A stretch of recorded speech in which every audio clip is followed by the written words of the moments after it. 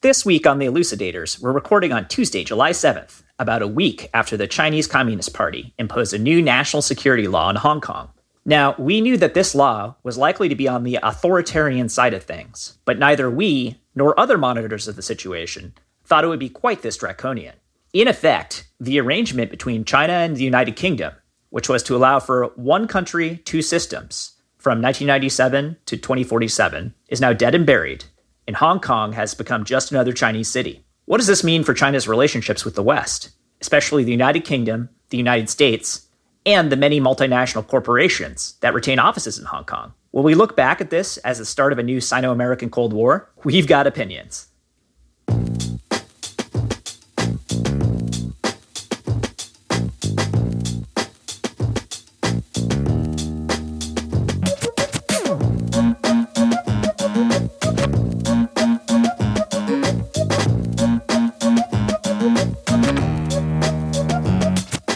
Hello, and welcome to another episode of the Elucidators. As always, I'm your host, Steve Pally, and with me for the first time as co-host is my good friend, gentleman, scholar, producer, Pete Newsom. How you doing, man? Good to have you on the show. Thanks, Steve. I'm doing all right, man. It's good to be here. It's good to be talking to you.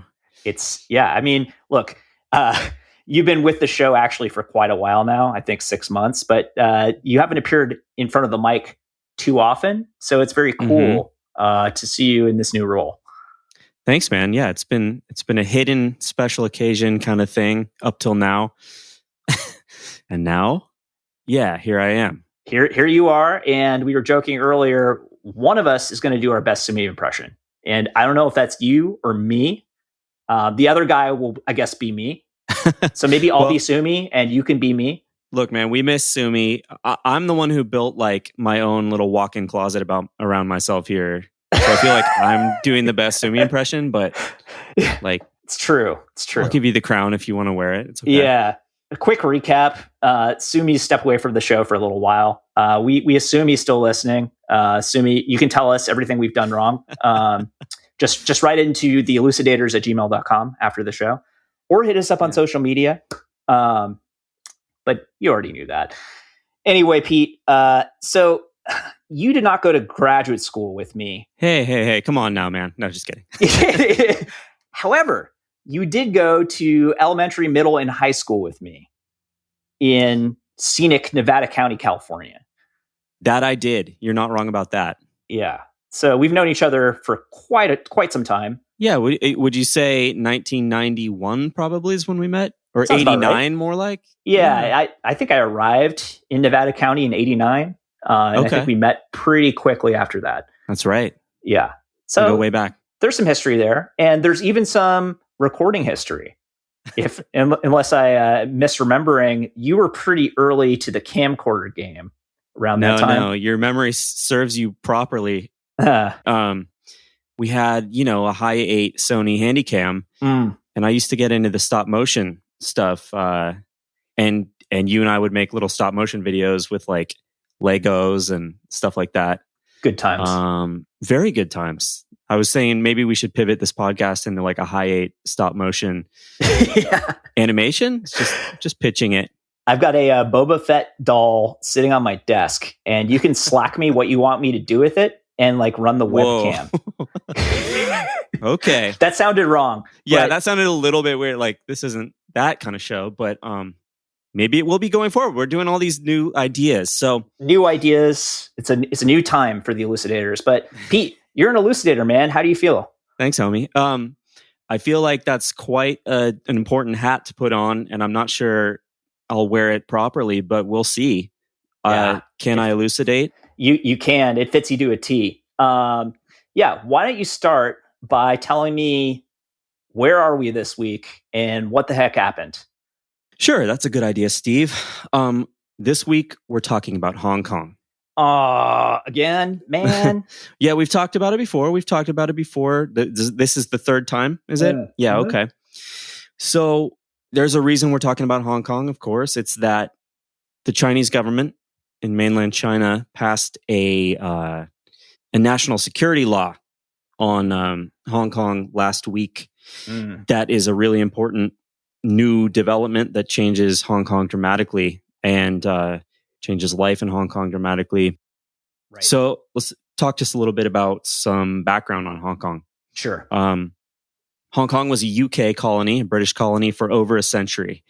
And in 1997, the UK and China agreed for Britain to hand Hong Kong back over to China. That's right. And part of that agreement was that for 50 years, so until the year 2047, Hong Kong would maintain its own system of government, which that's right, resembles democracy in some ways. Kind of. Important ways. Like free speech was part of that picture. Free speech, rule of law. People did vote. Their votes didn't necessarily count the same. So Hong Kong was kind of like almost an oligarchy, I would call it. But yeah, it's certainly a lot more democratic than what we've seen in China for quite a long time. Right. Okay. So it was a unique form of government to Hong Kong. And the idea was that until 2047, that would remain Hong Kong's government system. Yeah. We would have one country, which is China. Hong Kong would be part of China technically, but two systems. The Chinese would maintain their system and Hong Kong would have their unique system. Got it. And so in fact, one country, two systems was officially the motto. That was the motto. Yeah. I don't know whose motto. Maybe you could elucidate. I don't remember, to be honest with you. Whoever was in charge in 1997. Got it. Well, I'll edit that out. Yeah, that's all right. Or not. Yeah, no. Okay, I'm leaving it in. Steve doesn't know. Fair enough. I don't know. So under this system, under this paradigm, yes, Hong Kong became a major global financial center. That's right. And it's it became a city-state with its own unique culture.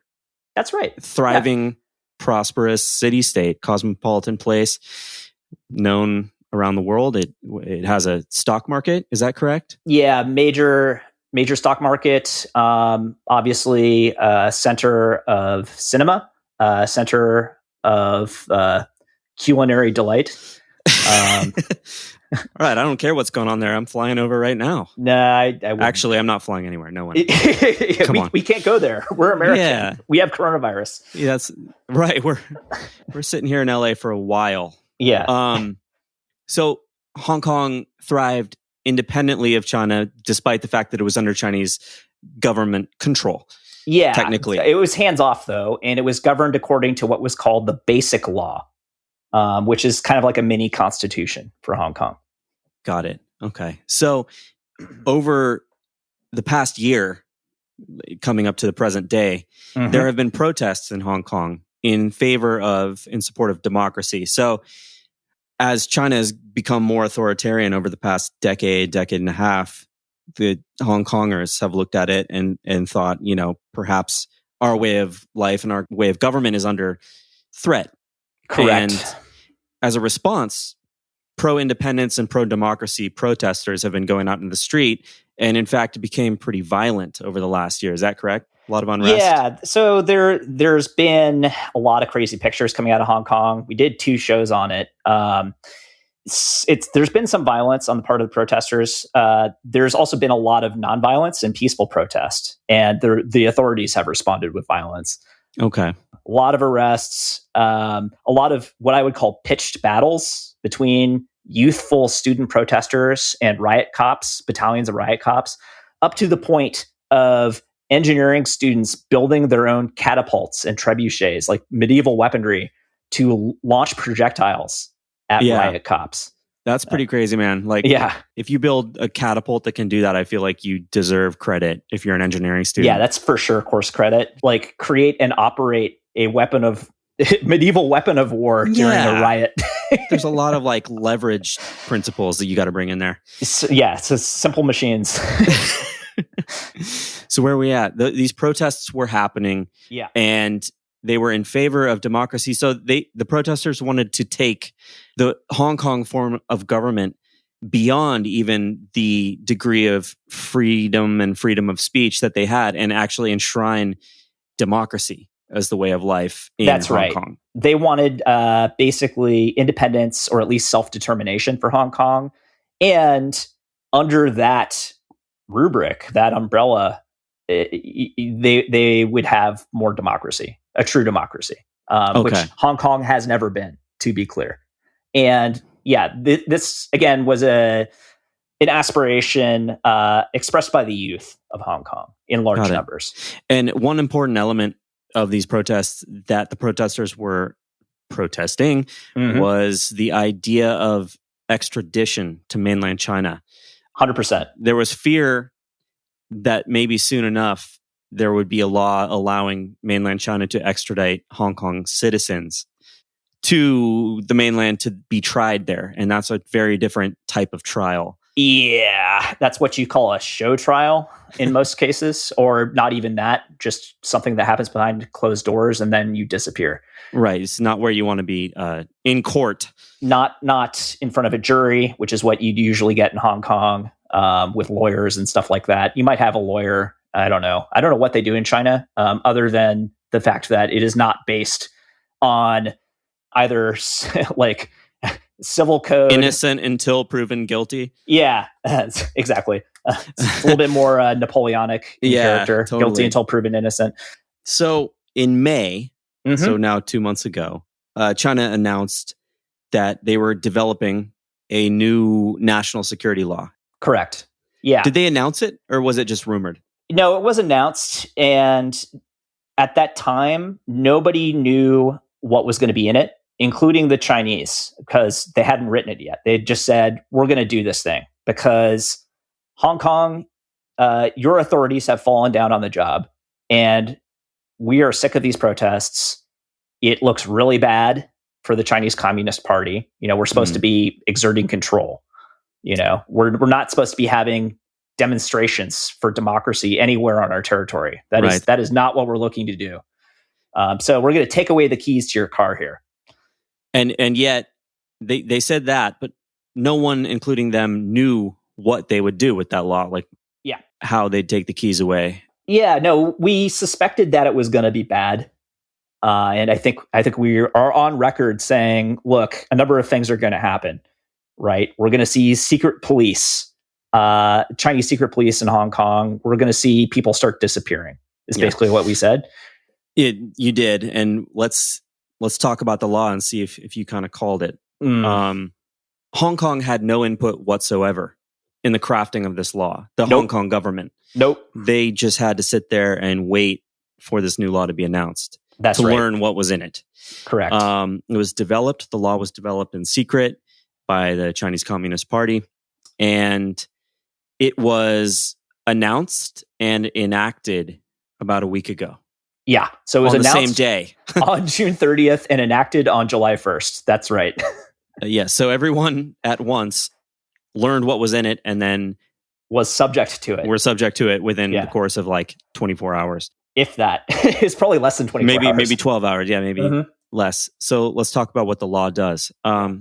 Essentially, it turns Hong Kong into, quotes, just another Chinese city, which I think is the best way to characterize it. Yeah. Yeah. It's subject to really a lot of the exact same things as any other city in mainland China. It is now effectively run by a 5-person security board. So what does that mean? So it used to be, and still is the case, that Hong Kong has its own legislature for local matters. But when push comes to shove, it was run by Carrie Lam, who was a career diplomat who is appointed by China's central government to govern Hong Kong. She is Hong Kong's chief executive. She has been joined by 4 Chinese Communist Party officials, career officials, on a 5-person security board. So if you're counting, that's 1 vote against 4 on a 5-person board. And is she really even against? I mean, she's aligned politically with the other 4, right? She is, but keep in mind that she was never willing to go whole hog against the protesters. She was never willing to use deadly violence against them. She was never willing to jail them for life or anything like that. Not that she could necessarily under Hong Kong's basic law.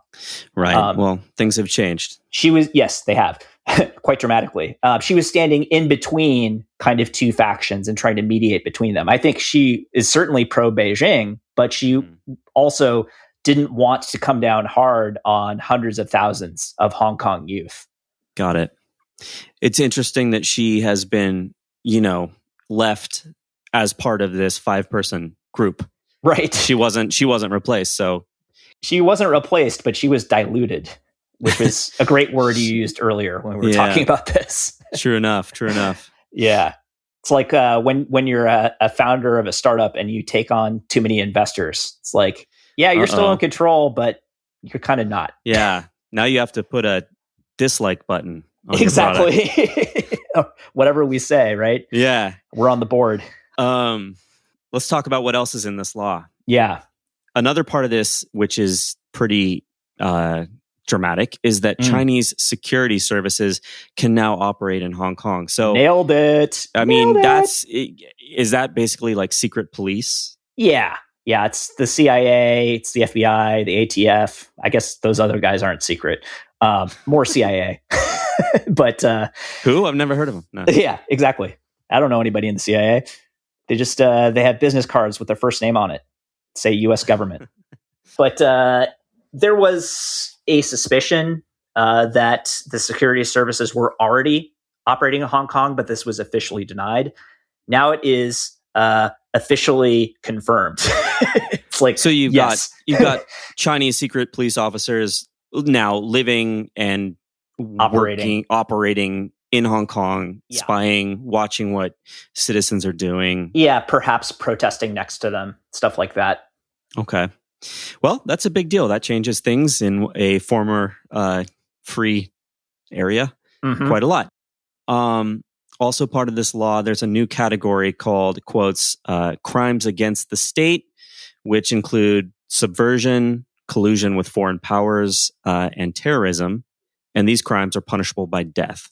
Yeah, so up to life imprisonment and death if you get written up for one of these crimes, which can be very liberally interpreted.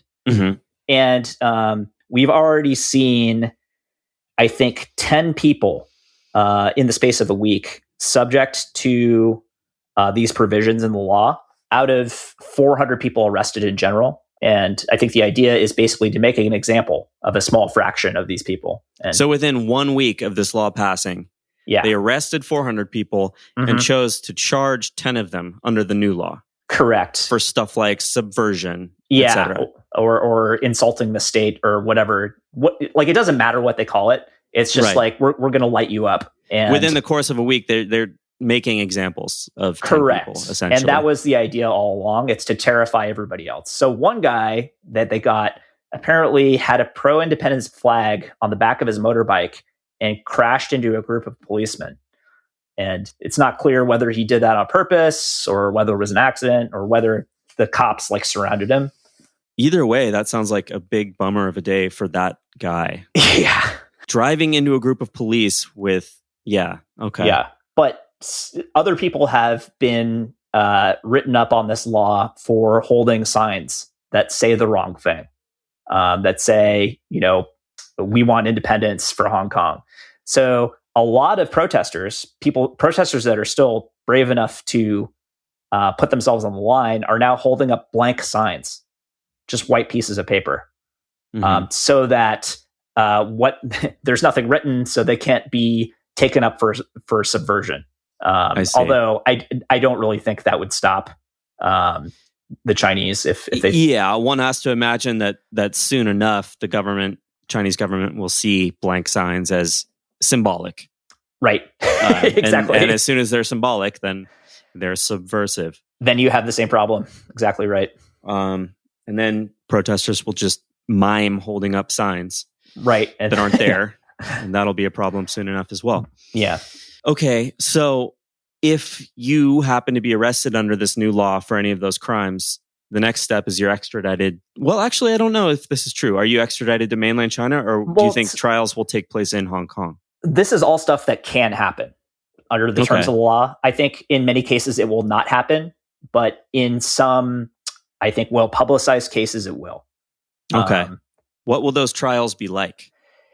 Many of them will be in secret. They will not be in front of a jury. It's possible that the judge will not be a Hong Konger. Like these are all options, basically, because these are state security crimes. It's like a Guantanamo Bay type stuff, basically. Wow. And if you're arrested in any other Chinese city, that's already how these things go. Yeah. But it's not been the way they go in Hong Kong. Yeah, no, this is just life in Beijing or Shanghai. So, yeah, it's if you're causing problems, you might just wake up disappeared. I see.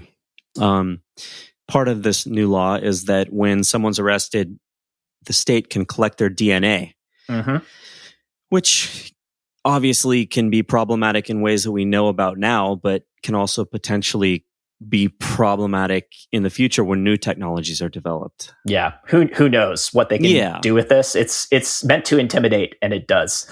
Right. Basically, once your DNA is in someone's possession, your DNA never changes, so they have something about you that can be used. Well, to be fair, I've voluntarily given up my DNA to 23andMe 10 years ago because I wanted to know what my ethnic makeup was and whether I was sensitive to caffeine. It turns out that I am. I bought it and I cloned you, so that sort of demonstrates that actually your co-host next week is the clone I made. Perfect. I was going to say, dude, like that's really thinking ahead. Yeah, but it's just proof of concept kind of thing. Like, right. Be careful who has that. I guess my clone still needs to earn the PhD and all of that. So we're going to have to wait probably at least 6 years. 6 years. Wow. That's quite an amount of time you put in there. Hey, that's good time, man. Yeah. You burned through it. Yeah. Look at you now. Where are we at? So this law says they can, the Chinese government can collect your DNA when they arrest you. Another thing we're seeing happening is libraries in Hong Kong are removing books from circulation to be assessed and to be determined as either allowed or not allowed. Right. Problematic content. Problematic or not. Written by pro-democracy authors, including notable protest leaders. In addition, we're starting to see censorship on the internet and social media. A lot of that censorship is self-censorship. People are taking down their accounts and purging their pages because they don't want to be seen as unreliable. They don't want to be investigated by secret police. That's an extremely rapid change. Like, yes, all the way up until this law 1 week ago, people in Hong Kong were comfortable putting up symbolism, being in favor of democracy and saying things online. Even though there was violence in those protests, people weren't dissuaded from speaking their mind. This law has had the effect of dissuading people from speaking their mind rapidly.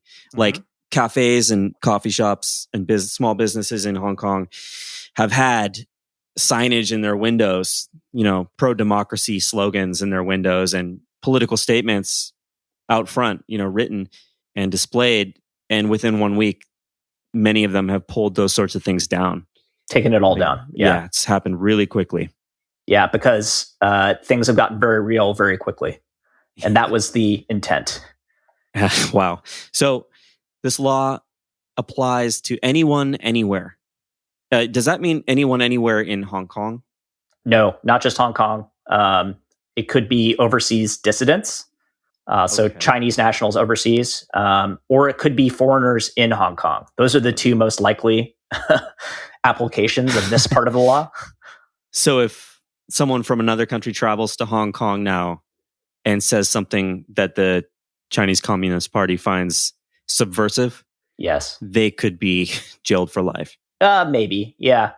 For instance, if you have recorded a series of podcasts impugning the dignity of the Chinese Communist Party. Come on, man. I was hoping to go there like at least once. Yeah. Sorry, man. Okay. Well, there are other cool places to go. Whatever. Absolutely. Singapore. Yeah, for sure. Are you allowed to chew gum there yet? I doubt it very much. Oh, I don't really chew that much gum anyway. Yeah, it's fine. Going to Singapore. Let's see where we at. That's crazy. This law applies to just anyone in Hong Kong or anyone, Chinese citizens around the world. Yeah. As an aside, we've seen this week in the news that the Chinese government has a program in which they are tracking and trying to, I guess you would say, capture and return to China dissidents and people that they find politically problematic. Yeah. Former Chinese citizens who they find. That's right. Even green card holders and naturalized U.S. citizens are getting harassed by Chinese intelligence operatives in the United States. They call this Operation Fox Hunt. And sort of the putative reason to do this is, these are supposedly corrupt officials or like bad businessmen or whatever that fled the country ahead of Xi Jinping's anti-corruption efforts. There's probably some amount of that is true, but in many cases, it's just a lot of people that the party doesn't like and wants to shut up. Ideally by intimidating them into silence, but if necessary, taking them back to China and doing whatever with them. Well, that's really something else. That's pretty crazy. Yeah. It's a bad business, man. So basically, to sum up this law, this new national security law in Hong Kong, everyone expected it to be draconian. Yes. But it's even more draconian than anyone expected. Yeah, it is 100%, 110% full force. And one country, two systems, all of that, dead, buried, gone. Done. Over. Finished. Kaput. Finito. Yeah. One country, one system. One country, one system, our system, Chinese system. Yeah. So that has happened, and it's something big. How are governments and corporations and businesses in the West who are watching this responding? Good question. Because here's the thing. Hong Kong has always been suspended in between East and West. It was a British territory for something like 150 years. And there are lots and lots and lots of English speakers there. And as it turns out, a fair number of what the UK, Boris Johnson's government, is now calling potential British citizens. 3 million Hong Kongers were born before 1997, and their dependents add up to 3 million. And there are 7 million people living in Hong Kong? Yeah, so 40% of the territory's population. The UK, Britain is saying, go ahead, 40% of you people who live in Hong Kong, you can move to the UK. Yeah, you can move to the UK on a 5-year visa with a path to citizenship. And keep in mind that Boris Johnson's Conservative Party is anti-immigrant. So, yeah, that's a pretty dramatically symbolic thing for them to... Yeah, but the British generally are in favor of this because they have said, with, I think, some justification, you guys busted our deal. Like, this was not the deal. The deal was not to maintain one country, two systems for 23 years. No. It was to do the full 50 years. That's right. You've broken the deal, and so we are free to do whatever we want, and we're going to offer a rescue boat to 40% of your city's population, basically. I guess one has to wonder how many Hong Kongers are considering that right now. Or how many Hong Kongers can consider it, because it's not that easy to move all the way across the world at the drop of a hat. It's not that easy. What would make you do it? I think that if you are already on China's list for being unreliable and perhaps you've been a protest leader, you might end up in the UK. A number of those people are already in the UK, and they're talking about setting up a parliament in exile, which is something that happened a lot during both World War II and during the Cold War. With the idea that the parliament would return someday. Exactly right. And this was what Taiwan was for a long time. They called themselves the Republic of China, like the true government of China. Got it. Mm-hmm. So we would have a true democratic government of Hong Kong located in London or something like that. I see. Yeah. So the UK is making a powerful enemy in China. China has threatened the UK, not very subtly, saying, you're making an enemy of us. You're going to want to think really carefully about that. Well, right, because not only has the UK offered this pathway to citizenship for all those people, it's retaliating from a business standpoint as well, isn't it? Yes. Like an economic standpoint, what's it doing? So the UK is in the process of barring Huawei, which is a major Chinese tech firm that provides, among other things, 5G cellular equipment. And the UK was going to do a deal to bring Huawei technology into Britain to power the next generation of its mobile internet. 5G does two things. It provides really, really blazing fast mobile internet. And depending on who you follow on Instagram and certain other social media sites, it spreads coronavirus. But that second one's a little bit less confirmed. Okay. But point being, the US has already banned Huawei and is encouraging all of its allies to do so as well, because the expectation is that Huawei is going to work hand in glove with the Chinese Communist Party to allow Chinese security services to spy through this technology on the West. Yeah.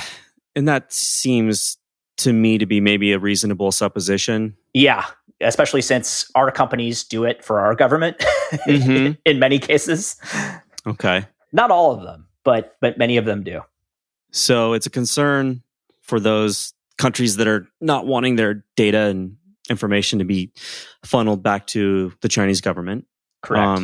China has threatened the UK in retaliation. Yes. To the UK's move.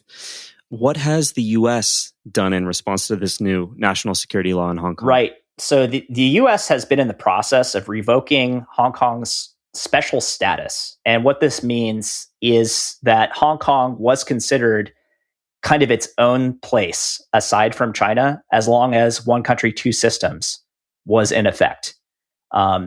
As of, I think, right before this law was promulgated, that is no longer the case. It is now treating Hong Kong as just another Chinese city, which it is, meaning that it is subject to the same tariffs and, I suppose, other arrangements that the rest of China is. That seems to have pretty large implications for the economy of Hong Kong, yeah? Yeah, it certainly can. It certainly can. The first sort of steps the Trump administration is talking about includes limiting tech transfer to Hong Kong, especially the Hong Kong security services. So making sure that they can't use the latest AI stuff coming out of the United States, the latest data processing stuff, since we still have advantages in those areas, at least some of those technical areas. In addition, the administration is looking at sanctioning individual officials that are active in violating human rights in Hong Kong. And there will be plenty of those in the near future. Right. Does the U.S. sanction mainland China for officials in mainland China? Yeah. So the U.S. has started sanctioning Chinese officials for their activities in Xinjiang against the Uyghur Muslim minority. And the Chinese have opened gigantic concentration camps. And we've talked about this too on the show. Yeah. Up to 1 million Uyghurs are stuck in these camps where they're being, oppressed. The Chinese would call it retrained and re-educated, but that's a pretty euphemistic way to look at what's happening there. Right. It's a massive, massive human rights violation on a scale that we haven't seen too much of recently. Yeah, that's a separate and also quite insane thing that's going on over there. Yeah. Oh, yeah.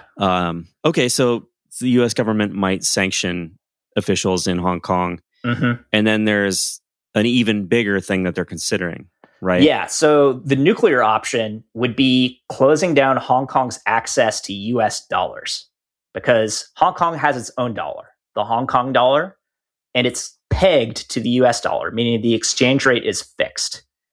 And this has really helped both Hong Kong and China gain access to foreign exchange in the form of U.S. dollars over the years. And it's helped make Hong Kong a financial superpower because basically it's way more stable attached to U.S. currency.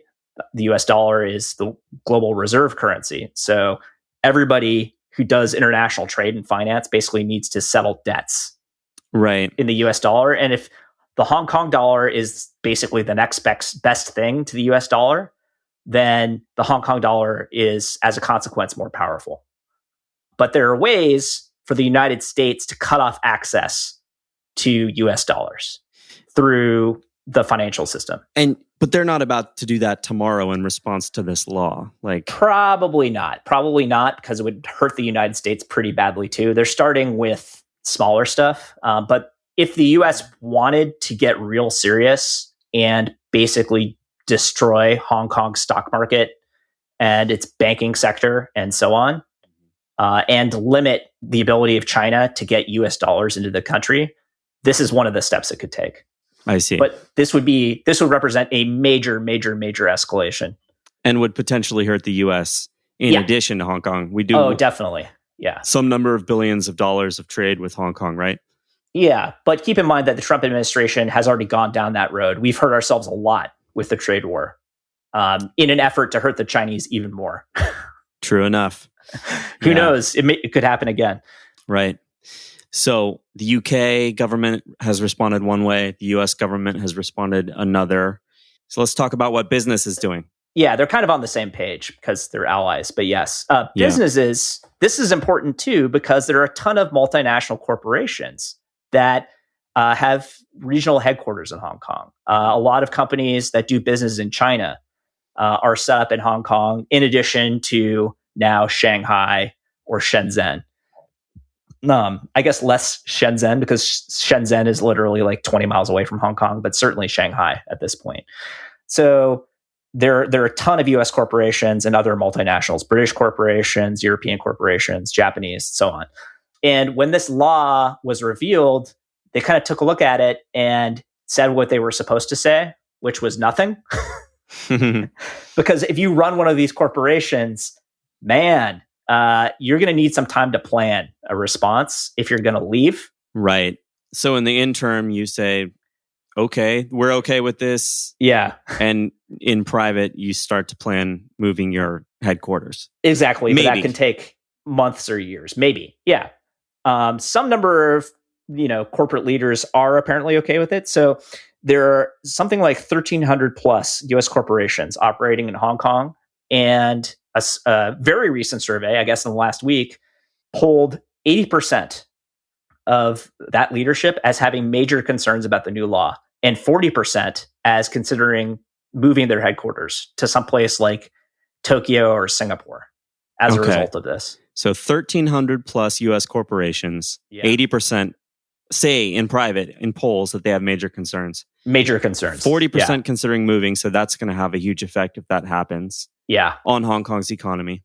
Yeah, my guess is that it'll be nowhere close to that, because the implications of moving can be quite severe. But yeah, we're going to get probably some major defections, is my guess.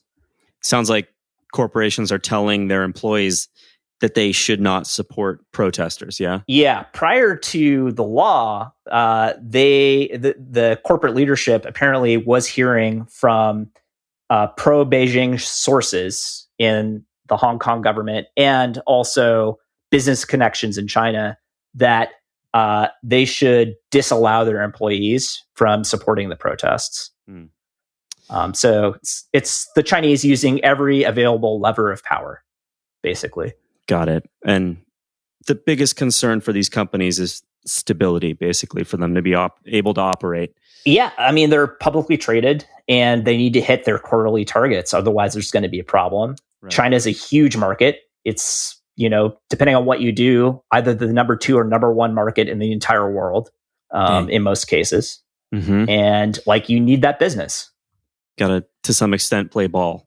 You have to play ball until you figure out an alternative. I think a number of companies are now considering alternatives in a way that they were not. Because, look, if the rule of law just got defunct in Hong Kong and it's now just another Chinese city, plenty of foreign corporations do business in other Chinese cities. Right. That's not the problem. It's the instant revocation. That's the problem. It's because that raises a lot of questions about what other shoes can drop in the future. Yeah. And the rules are very different thus far on mainland China if you want to do business there. True. So adaptation has to happen within the companies. Yeah. And so some number of people are going to be like, well, not only am I morally and ethically horrified by what's happened here, it's like, there's too much uncertainty. And I just want to go someplace else. That being said, some number of companies are like, there was too much uncertainty before because these protests were actually destabilizing and they caused a recession. So you can kind of look at it both ways. Those were pretty intense protests. They were. A lot of stuff was on fire. So anytime catapults are in the mix, these buttoned up companies are like, let's think about this a little bit. Yeah. So it's somewhat predictable that the economy in Hong Kong might take some sort of a hit. Yeah. And mainland China knows that, or the Chinese government. They definitely know it, yeah. So they're saying, we're going to step up economically and support the Hong Kong economy. Like we're assimilating you, but we're going to make sure your economy's okay. You're going to be okay. Yeah, because as Western capital pulls out, if that is in fact what happens, Chinese capital can step up and move in and kind of fill in the hole. And if China is going to make a play for hegemony, if it's going to make a play for, running the world in the way that the United States has run the world since the end of World War II, that remains to be seen. They're making moves suggesting that they're more interested in that now than they were. If they're going to do that, they need to be ready to basically fill in these gaps when they occur. Got it. Otherwise, they're never going to be able to step up and do it. And we're seeing huge Chinese corporations raise a lot of money. Yeah. Yeah, on the Hong Kong stock market. Exactly. And they're still going to need to be able to do that. And I think if you're a Western investor, you're still going to want to invest in companies like Alibaba and JD.com, among many others, because those are huge companies and huge opportunities to make money. Right. So a few things have happened in the last month.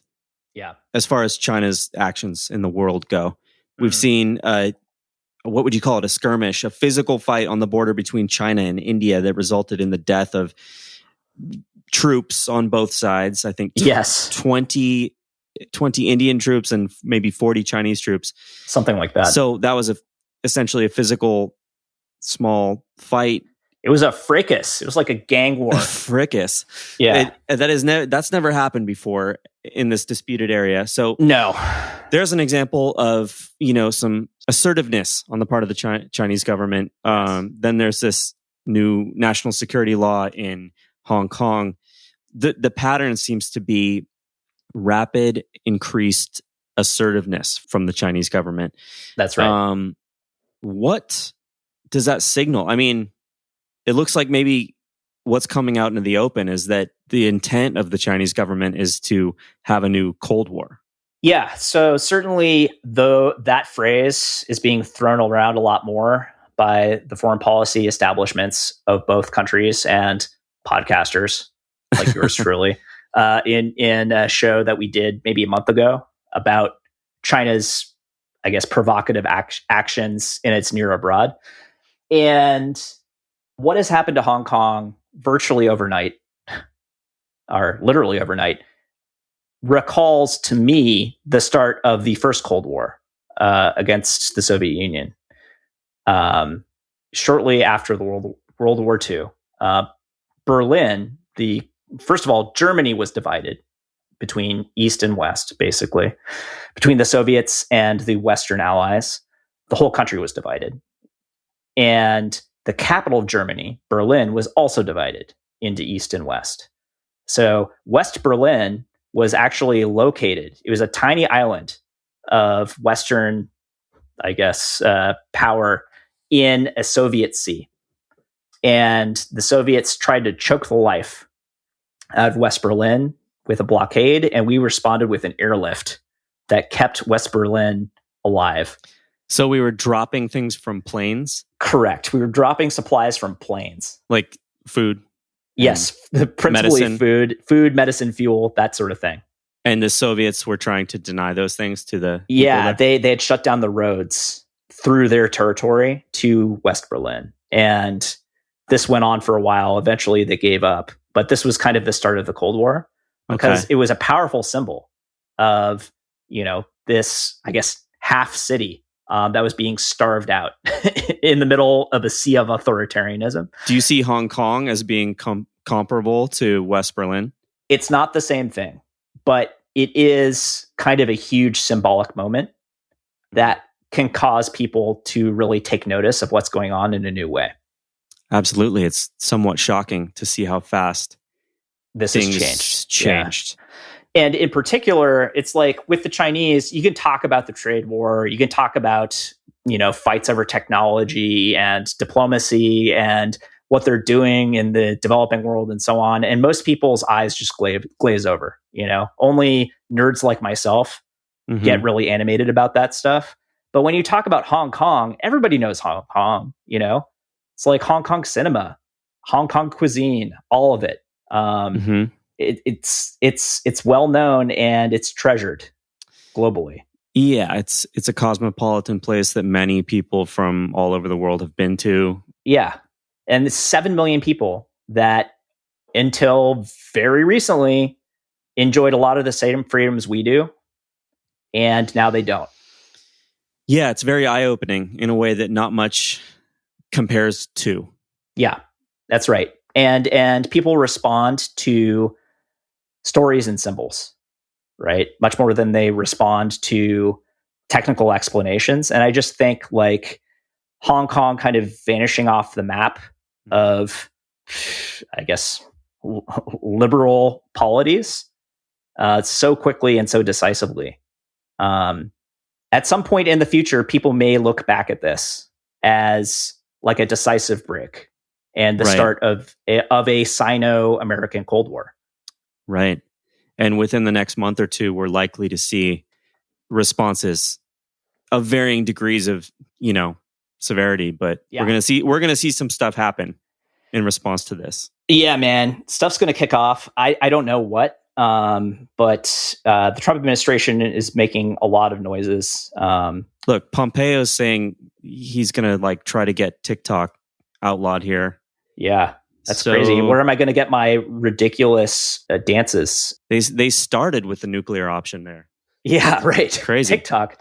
Come on. For what it's worth, India has already kicked TikTok off of its app stores. They did that last week. They did, and yeah. So China did not like that at all. It turns out they did not. Yeah, they wanted that data, didn't they? It's considered a big deal in China to the Chinese government. They're not happy. Well, are we done? We definitely have talked about this new national security law in Hong Kong. We totally did. I don't think anyone could say that we didn't talk about it. We spent damn near 45 minutes talking about it. Pete, you elucidated, man. Thanks, You're looking man. good. You're sounding good. It's a pleasure to have you. Thanks, dude. And I suppose, barring, some unforeseen circumstance, we will be coming at everybody next week with some other damn thing that happens. Further elucidations. Elucidating is one of those things where you don't know you're doing it while you're doing it. And then you look back and you're like, hey, I did elucidate. Yeah. You're positively glowing with knowledge and probity. I appreciate it. Thanks, Steve. You are too, man. So talk to you next week, yeah? Talk to you next week, buddy. All right. See ya. See ya.